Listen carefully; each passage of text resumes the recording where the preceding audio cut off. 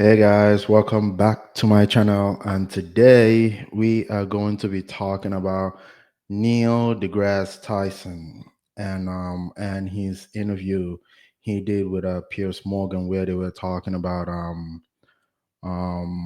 trans sports. I mean, this was supposed to be in connection to the interview he did with Bill Maher. I don't know what it was, a week ago or 2 weeks ago, where he was asking him the same thing. And man, let's just get into this. Let's get into Without further ado, let's just get into this. Okay. Watching your Bill Maher. But you had a little exchange, disagreement about this very hot potato issue about the science of trans athletes in women's sport. Let's take a look.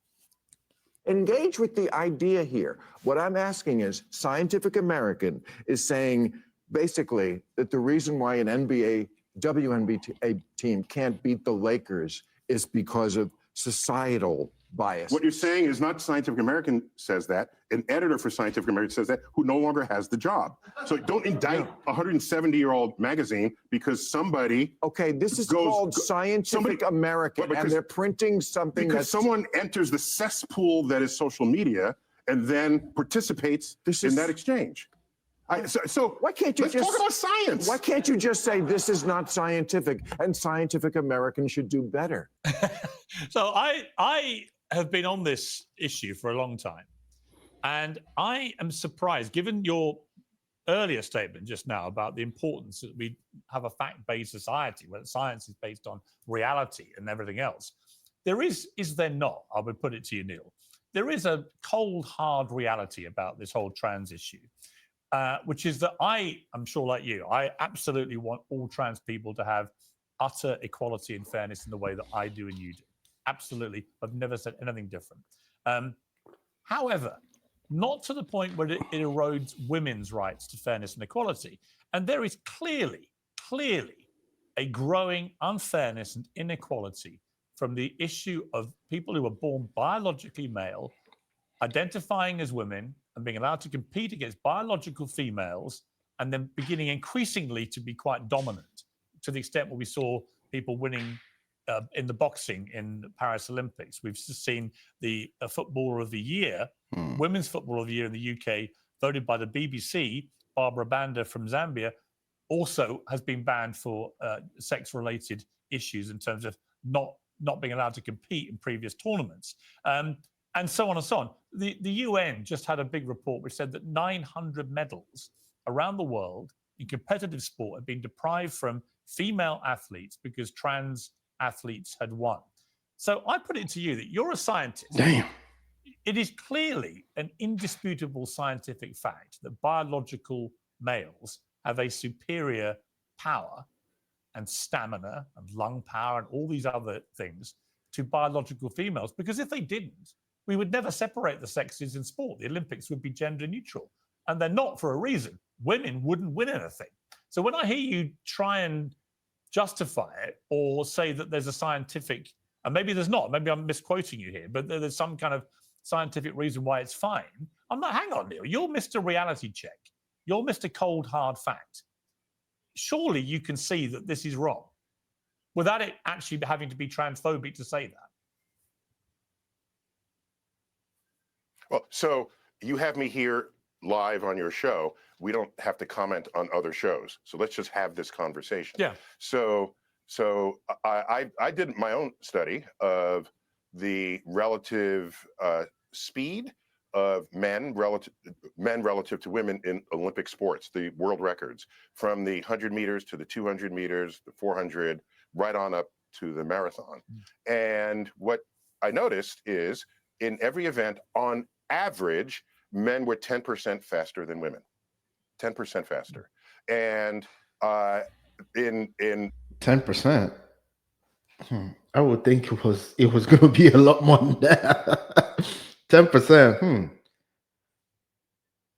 The Olympics. Now, is the Olympics would the Olympics be like well, it is the same. I was about to ask a stupid question, but yeah, I guess it would be the same with the like the Olympics, like because I was about to ask, will the same people playing like in the NBA, would they be playing in the Olympics? But I think they do. I mean, some of the players do, I think.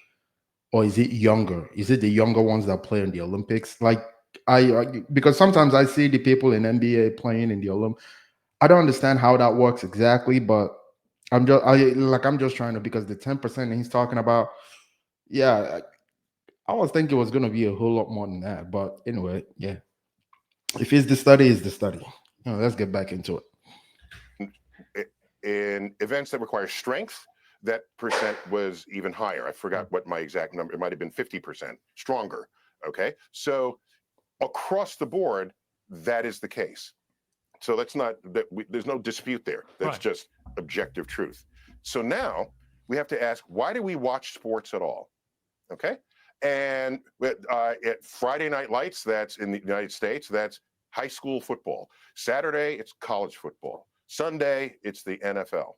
Do you realize, of course, that the worst team ever in the NFL could wipe its ass with the best team ever in college?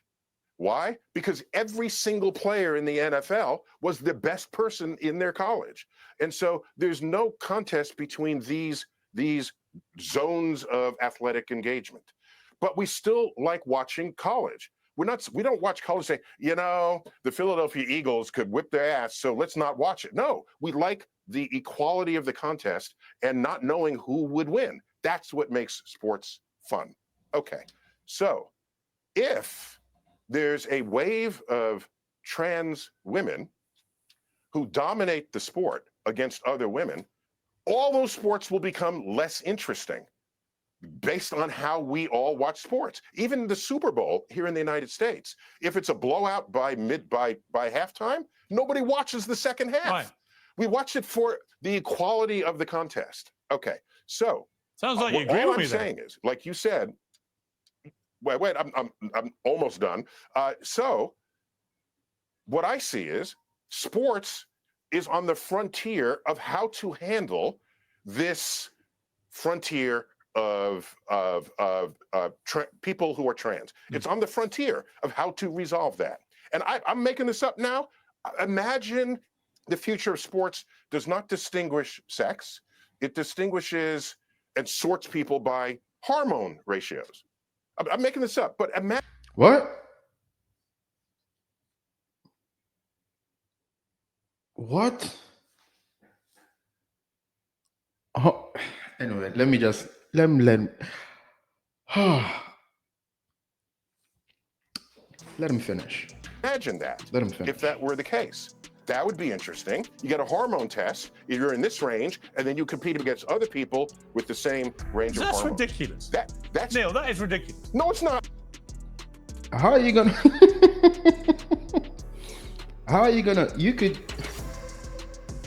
Do you think if? I mean, this guy is supposed to be a scientist. This guy is supposed to be a scientist. He really thinks that female hormone level, like, okay, even if you bring up a woman that produces enough testosterone, let's say the weakest man that produces the least testosterone, and then a woman that produces a very high testosterone, if you put both of them together in any kind of combative sports, the man will still come out on top. Like, I don't understand how he thinks that is going to work with hormones.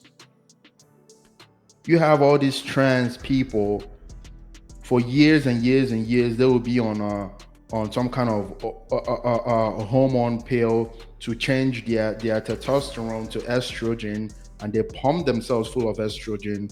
And when it's on the same level with the females, they still come in there and dominate. What is this guy talking about? Like, this is insane. What is he talking about? You are a scientist. You are supposed to be one of our brilliant minds. You and Elon Musk is supposed to be way up there, and this is what you're coming up with. This is pathetic, bro. Like, this is pathetic. I know that he I've heard him talk a lot. I think he leans left a little bit or a whole lot. Some of the things he says, I watched his interview with Ben Shapiro, and yeah, so I think he's left leaning, and especially with the rant he did with the with the trans stuff, like it was so psychotic. So I think he leans left. Like it's safe to say that he leans that way. But to come up with this sort of, I mean, you have some little respect for yourself, bro. You are a scientist. What you just say is illogical, makes no sense. This is just pathetic, bro. Like this is really pathetic. I'll tell you why it's You're not going to give ridiculous. every Hold on. single I used to person in wrestle. sport a hormone test. Hold on. I used to wrestle.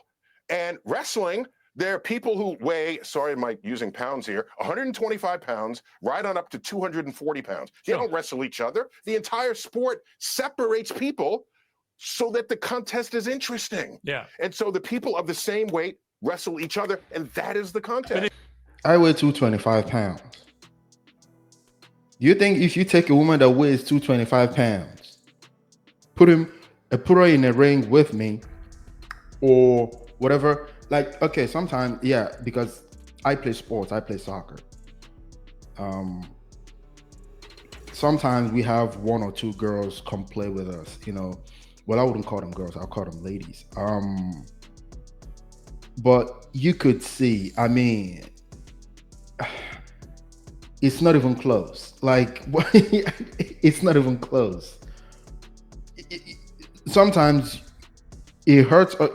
Whenever you have the girls on your team, it hurts you because you don't play like you're supposed to, and the opponents won't even tackle her because you are afraid that you are going to hurt her. But she's supposed. But I mean, I'm talking. These girls, they are very good. Make them. They are really skillful, but your skill ain't gonna. I don't know if you guys know about soccer, but it's not just about skill. It's about your physical strength. It's about speed. You can have the skill, but you don't have the speed or the physicality. So there's a whole lot of things that goes into it. You can't win. You can't win. You have the US soccer team. After they won the World Cup, the female soccer team, after they won the World Cup, they played a bunch of 15-year-olds and they got their asses handed to them. It wasn't even a contest.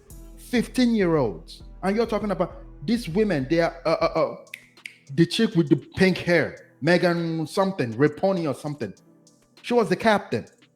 They won the female World Cup. They played 15-year-olds and had their asses handed to them. It's not even what is this guy talking about? Like what what in the world is this guy talking about? Jesus Christ. Oh God.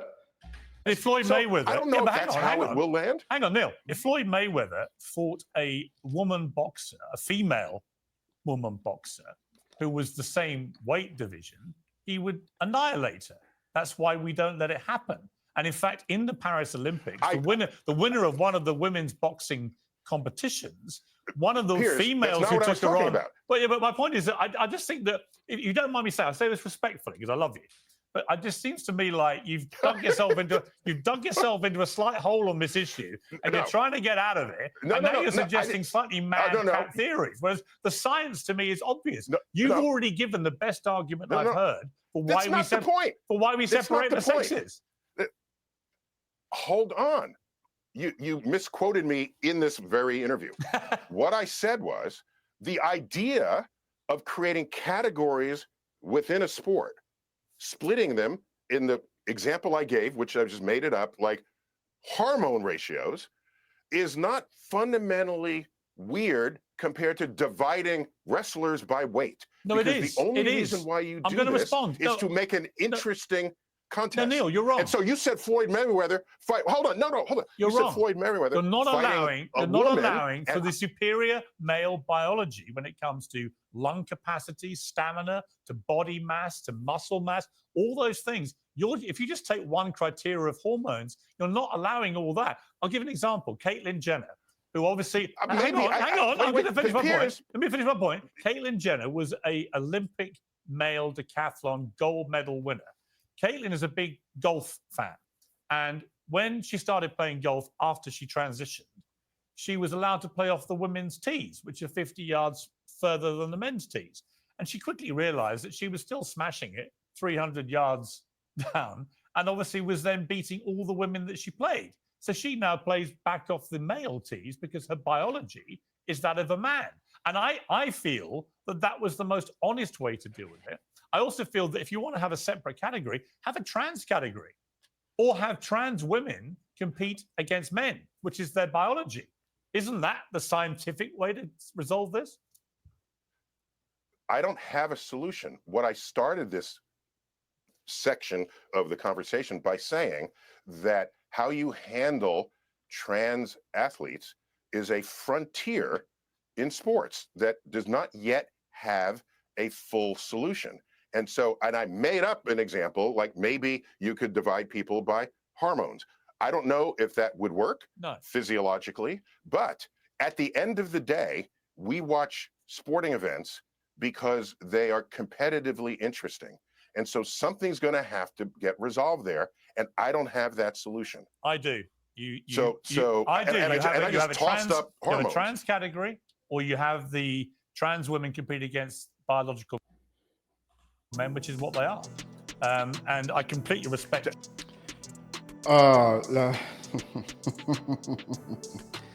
Okay. This is crazy. This is just crazy. Anyway, we're gonna stop the video right there. I've said my piece. I think that this dude is ideology. Because Pierce said that he dug himself was, alluding to maybe he dug himself in a hole and he's trying to climb himself out. I don't think that. I think he's ideologically captured. When you are ideologically captured, there is no logic, goes out the window.